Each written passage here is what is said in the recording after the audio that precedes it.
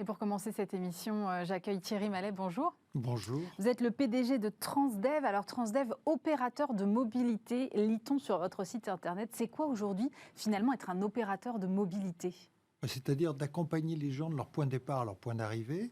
Alors, notre métier de base, c'est le transport public, c'est des transports partagés, c'est des bus, des trams, des ferries, des trains, des métros. Et un peu partout dans le monde, on est présent dans 18 pays. Et Transdev, tous les jours, c'est 83 000 collaborateurs qui accompagnent 11 millions de passagers dans leurs déplacements quotidiens. Ah oui, 11 millions de passagers. Tous Mais les moi, jours. je ne savais pas du tout, par exemple, que vous étiez sur les ferries. On a par exemple les ferries de la baie de Ciné, qui sont des ferries très très iconiques, mais on a également la liaison entre le ferry qui va rejoindre Belle-Île, pardonnez-moi. Ah, Belle-Île en mer, en Belle-Île, Bretagne. voilà, exactement. D'accord. Ce type d'activité fait partie effectivement de notre offre de transport. Donc en fait, vous avez un peu une vision à 360 sur tous les modes de transport qui existent aujourd'hui, à part peut-être l'aérien, quoi. Alors, on n'est pas présent dans l'aérien, on fait des services sur les aéroports, parce que, par exemple, sur la plateforme de Roissy, vous pouvez être dans un bus Transdev pour rejoindre votre avion. Oui, d'accord. Donc, ça arrive. Mais on est effectivement sur la totalité de la chaîne des mobilités. En termes de fournisseurs de mobilité, on veut intégrer toutes les mobilités, être capable d'accompagner les gens du point de départ au point d'arrivée. Alors, à la fois avec l'offre de transport, mais également avec des solutions digitales. Nous développons même des plateformes de mobilité qui vous permettent de choisir votre itinéraire, de le construire, en incluant la voiture, en incluant les parkings, en incluant le vélo, le taxi, pour pouvoir au mieux vous déplacer dans les meilleures conditions possibles. C'est ce qu'on appelle Mobility as a Service, plutôt, Exactement. sur ce créneau-là. Mais effectivement, cette plateforme de mobilité, on l'a déployée avec le site Movizy à Saint-Étienne, qui est une offre qui intègre effectivement tous les moyens, toutes les offres de mobilité disponibles sur un territoire. Et le schéma qu'on a mis en place est un schéma dans lequel on est en collaboration avec la collectivité locale. Les données appartiennent à la collectivité locale. D'accord. On est totalement transparent vis-à-vis des autres opérateurs, et qu'il s'agisse des parkings, des vélos en libre-service, des véhicules en autopartage ou des taxis qui accèdent aussi à leurs données, et ça permet d'avoir effectivement un outil collectif qui est une bonne concurrence avec les GAFA, qui fait quasiment jeu égal avec Google sur un territoire comme Saint-Étienne. Alors, j'ai lu, moi, cette semaine, votre tribune dans Les Échos qui disait, parce qu'on parle beaucoup, effectivement, et à la fois de transition écologique et de révolution des mobilités. Et vous dites, effectivement, pas de transition écologique sans révolution des mobilités. Et vous avez cette phrase que j'ai trouvée très forte, qui était en exergue dans votre tribune, c'est « La voiture est une prison économique ». Qu'est-ce que vous voulez dire par là ? Aujourd'hui, si vous voulez, quand on regarde la façon dont on a envisager et imaginer la mobilité. Depuis les années 50, on a fait de la voiture une priorité. On a en plus un phénomène d'étalement urbain qui s'est accéléré avec la métropolisation, avec le renchérissement du coût des centres-villes, et les gens sont partis vivre de plus en plus loin. Le résultat aujourd'hui, c'est que quand on regarde la part de la voiture dans les déplacements, elle est extrêmement prépondérante. En France, la part de la voiture, quand on regarde les distances parcourues, c'est 83%. Les transports publics, c'est à peine 11%. Et donc cette voiture et les kilomètres qu'on parcourt qui sont toujours de plus en plus importants pour aller au travail en particulier, parce que le trajet domicile-travail, c'est 50% de déplacement. Eh bien, c'est effectivement un coût très très important. C'est en moyenne presque 5 000 € par an et par personne, les déplacements et les transports. Et dans moyenne 5 000 € par an ? Oui. Alors, c'est tout confondu. Mais quand vous regardez et donc ça représente tout confondu, à peu près ça veut dire le prix de la voiture, des transports, l'essence, voilà. C'est la totalité. D'accord.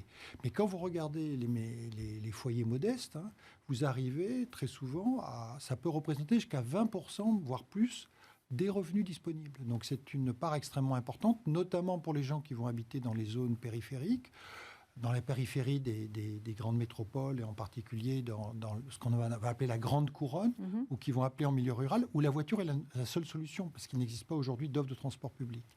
Le transport public, il est systématiquement préféré lorsqu'il y a une offre de qualité par rapport à la voiture, parce qu'il est moins cher. Mais beaucoup de Français aujourd'hui n'ont accès à aucune offre, et l'enjeu aujourd'hui, c'est de leur offrir une offre, une alternative à la voiture.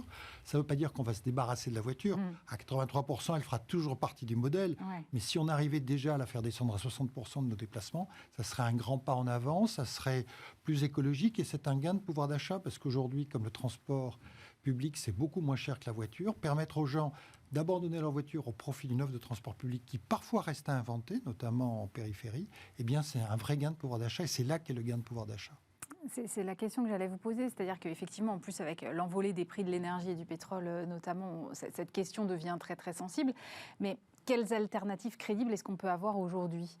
Parce que vous le dites vous-même, c'est-à-dire on a de plus en plus un étalement et donc on n'a pas forcément le métro ou le bus ou que sais-je, le tramway au pied de chez soi qui va nous emmener jusqu'à notre lieu de travail par exemple. Alors il existe des solutions mais qui n'excluent pas complètement la voiture. La voiture fait toujours partie de Ouais. cette solution-là, mais au lieu de faire 50 km en voiture, on va en faire 5 ou 10. Et donc on a un gain important. Je vais vous donner un exemple, c'est par exemple la ligne de car qu'on a mis en place entre Créon et la ville de Bordeaux, et la métropole de Bordeaux. On est à 30 km de Bordeaux à Créon.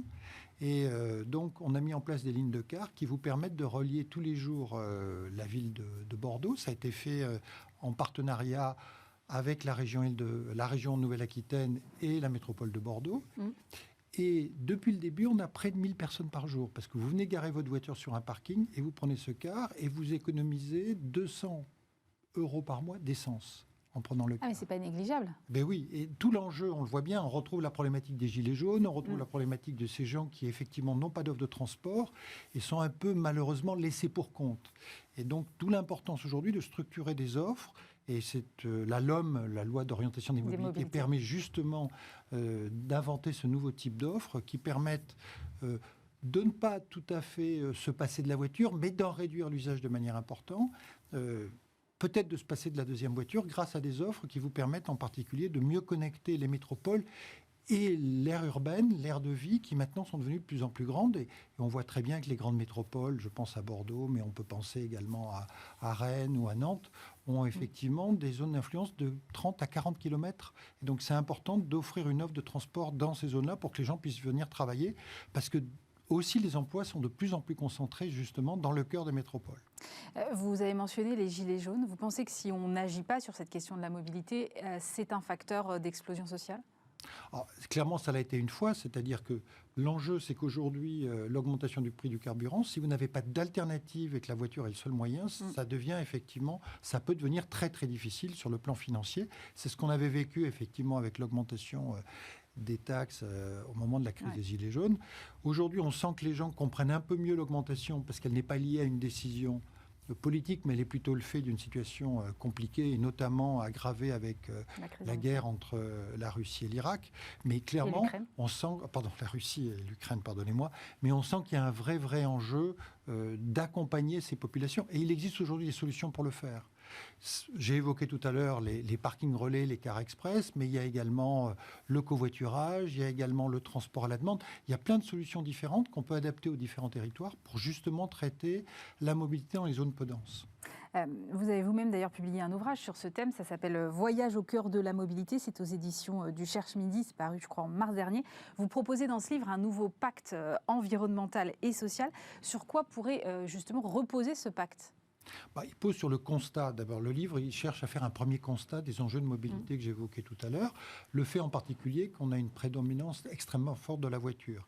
Et que pour pouvoir effectivement sortir de ce tout-voiture, alors pas en la supprimant, j'évoquais tout à l'heure passer de 83% à 60%, ça serait déjà un pas important. Ça va supposer d'abord de travailler à la bonne échelle, pas simplement se concentrer sur le cœur des métropoles comme on l'a déjà fait. Il y a déjà effectivement des solutions de mobilité et les gens qui se déplacent dans le cœur des métropoles le font avec les transports publics. Et la plupart des voitures d'ailleurs qu'on a aujourd'hui dans le cœur des métropoles sont des voitures qui viennent de la périphérie et qui n'avaient pas de solution. Et on ne résoudra d'ailleurs pas le problème de ces métropoles si on ne résout pas le problème de la périphérie. Ouais. Donc le premier enjeu, c'est de travailler à la bonne échelle, c'est de travailler à l'échelle du bassin de vie. Donc avoir la bonne dimension, ce qui va supposer effectivement un travail étroit entre les métropoles et les régions et également les autorités organisatrices ou les villes périphériques. Ça, c'est la première règle. La deuxième, c'est effectivement avoir de l'offre de transport. C'est pas en baissant le prix du transport que les gens viennent dans le transport. D'ailleurs, on le voit aujourd'hui. Ça marche pas, les transports gratuits, par exemple, dont on entend régulièrement parler, le serpent. Alors, les transports gratuits, ça incite les gens à les utiliser, mais ça ne fait pas venir forcément des nouvelles personnes. On le voit très bien aujourd'hui, l'augmentation du prix de l'essence n'a pas augmenté de manière très très significative la fréquentation dans nos bus aujourd'hui. Ah oui. Parce que le choix du transport public, vous le faites parce que vous avez une offre qui est une solution pratique, qui est compétitive avec la voiture. Donc l'important pour avoir demain plus de gens dans les transports et pas simplement des gens qui marchaient à côté du transport et qui le prennent parce que c'est gratuit, c'est d'avoir une offre supplémentaire en grande couronne. Donc on a vraiment besoin d'un choc d'offres. Et pour financer cette offre, une des solutions, c'est d'ailleurs de faire payer ceux qui habitent dans le centre et qui peuvent payer, sachant que ceux qui sont effectivement dans des situations plus compliquées, les plus modestes, on a des systèmes de tarifs solidaires qui empêchent de les faire payer trop cher et qui même peuvent leur donner le transport gratuit pour ceux qui ne peuvent pas payer. Alors attendez, là vous m'avez perdu. Comment on fait payer ceux qui habitent dans le centre et qui a priori n'ont pas besoin des transports? Alors, ceux qui habitent dans le centre, ils payent déjà les transports publics. Et l'idée, c'est pas de leur faire de la gratuité, l'idée, c'est de continuer à les faire payer. D'accord. Parce qu'ils peuvent tout à fait se passer de leur voiture.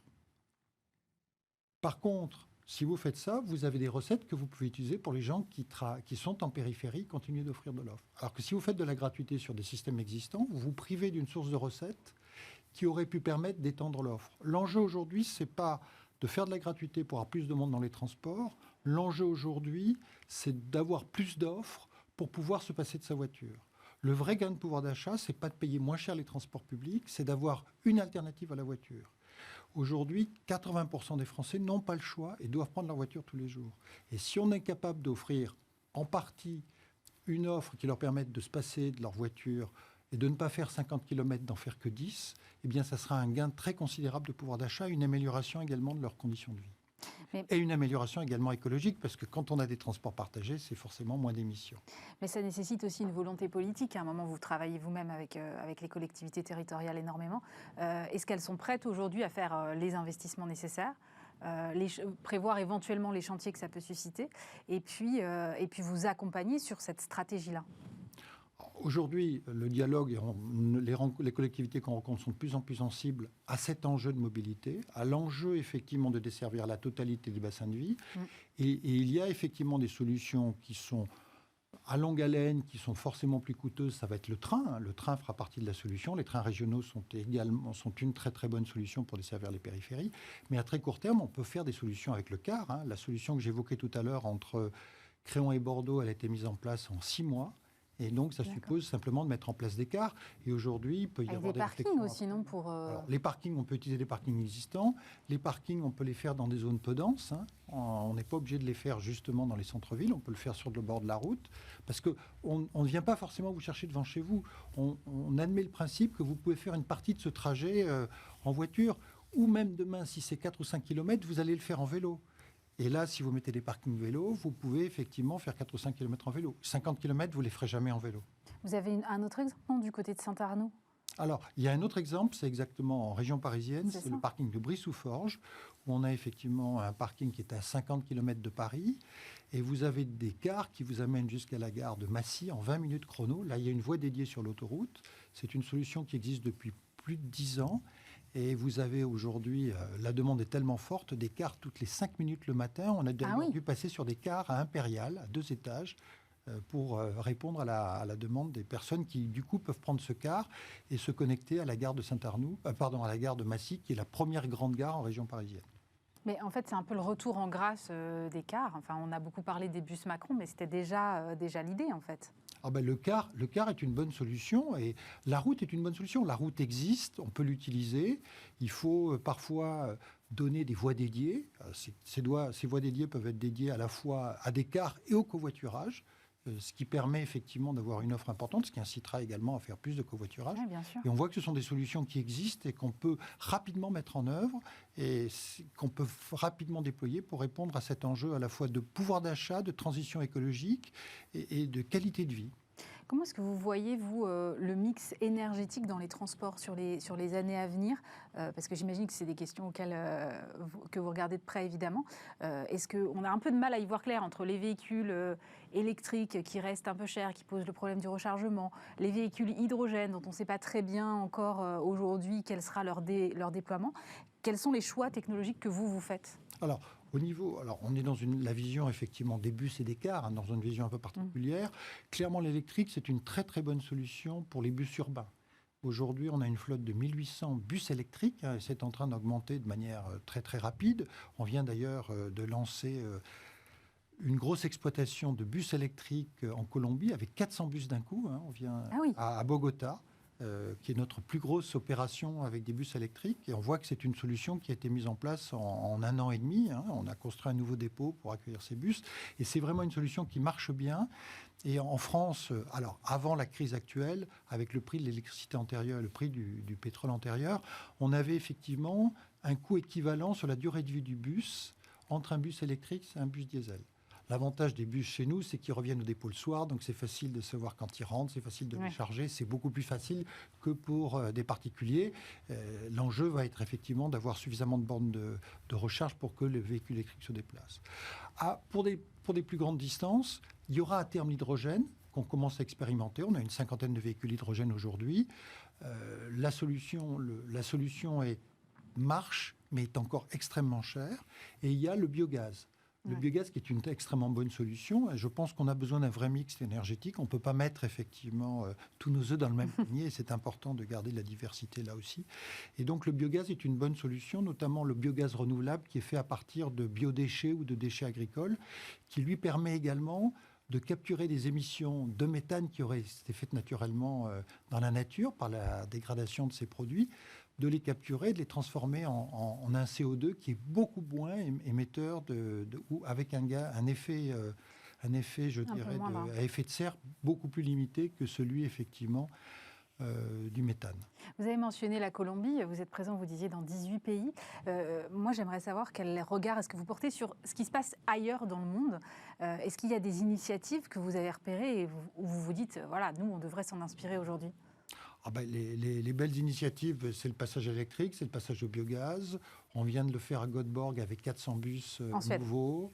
Voilà, il y a un mélange d'ailleurs à Göteborg, en Suède, de bus à la fois électriques et de bus biogaz.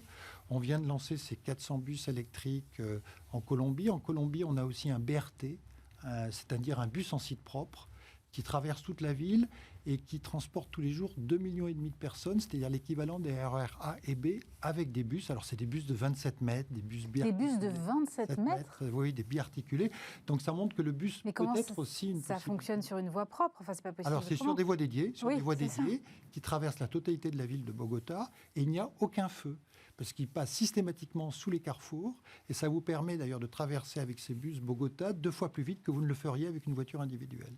Incroyable. Oui, donc il y a des vraies solutions, et j'en décris plusieurs comme ça dans mon livre, qui sont effectivement extrêmement inspirantes et qui montrent qu'il existe des solutions. Après, il faut les adapter à chaque territoire en fonction des attentes, des besoins du territoire, mais qu'il existe plein de solutions qui permettent effectivement de limiter l'usage de la voiture et de s'en passer. Évidemment, comme nous tous, vous êtes soumis aux aléas des prix de l'énergie. Quel impact est-ce que ça aura sur vos comptes cette année ? Comment est-ce que vous voyez cette année 2022 là, pour Transdev ? Alors, effectivement, le prix de l'énergie a un impact important. C'est je dirais, après les coûts de personnel, c'est notre deuxième coût. Sur le gasoil, on a l'avantage d'avoir des indices qui fonctionnent bien, qui reflètent bien l'augmentation du prix de l'énergie. On a un vrai enjeu d'augmenter la fréquence de révision et de ne pas attendre un an avant de réviser les formules tarifaires. Donc ça, l'enjeu, c'est d'accélérer la révision. Par contre, sur l'électricité et le gaz, on a souvent des formules tarifaires qui ne capturent pas l'augmentation des prix, car il y a un mélange de tarifs industriels et de tarifs individuels. Et on voit bien qu'on a volontairement bloqué les prix de l'énergie pour les particuliers. Et je voudrais prendre par exemple le prix du gaz naturel, où le coût du gaz pour les opérateurs a été multiplié par 3, alors que les indices n'ont progressé que de 60%. Donc là, on a un vrai enjeu de retravailler les indices avec nos partenaires, avec les collectivités locales, avec les industriels, avec nos clients, pour pouvoir avoir une vraie transparence des coûts. Vous avez publié des résultats qui étaient dans le rouge en 2021, notamment du fait des conséquences de la pandémie que vous continuez d'avoir. À quel horizon est-ce que vous pensez que Transdev aura complètement récupéré ? Alors, l'an dernier, on était positif en résultats opérationnels récurrents. C'est vrai. L'impact négatif, il vient d'un impairment, du goodwill résiduel qui avait été créé au moment de l'acquisition, de la fusion en fait entre Transdev et Veolia Transport, et qui effectivement n'était plus soutenable compte tenu de la crise qu'on traversait aujourd'hui, puisqu'on compare effectivement ces survaleurs aux résultats futurs. Et avec l'incertitude qu'on avait, on a décidé effectivement de passer un impairment sur un certain nombre de survaleurs, ce qui nous permet de nettoyer un petit peu le bilan de Transdev. Mais les résultats récurrents étaient déjà positifs l'an dernier, et cette année, on espère effectivement être positif également. Merci beaucoup Thierry Mallet. Je rappelle que vous êtes le PDG de Transdev. Merci d'avoir été avec nous. Merci.